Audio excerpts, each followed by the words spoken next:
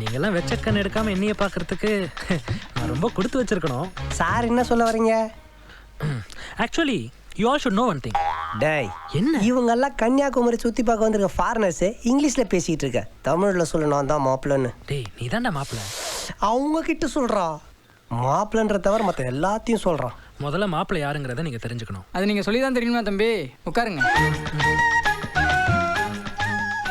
என்னடா பேசக்கூட விட மாட்டேங்கிறாங்க. நீ நிறுத்தாமல் சொல்ல வேண்டியதாண்டா. உன்னை யாரா நிறுத்த சொன்னது? எழுந்துரு சொல்லு. எங்கேருந்து சொல்கிறது? சாப்பிடுங்க. Thanks thanks. மாப்பிள்ளைக்கு பஜ்ஜினா ரொம்ப பிடிக்கும் போல. ஆமாம். பஜ்ஜியா? டேய் யாரா மாப்பிள்ள?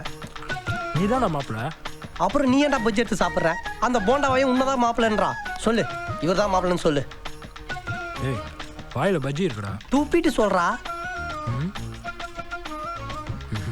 துப்புனா வேஸ்ட் ஆகிடுங்க. ஏன்டா என் வாழ்க்கை வேஸ்ட் ஆகலாம், ஏட்ட நான் பஜ்ஜி வேஸ்ட் ஆகக்கூடாதா? டேய் உனக்கு வயசு இருக்குடா, எப்போ வேணாலும் கல்யாணம் பண்ணிக்கலாம். பஜ்ஜி ஆறிடும்டா. இப்போ நீ சொல்கிறியா இல்லை நான் கிளம்பட்டா?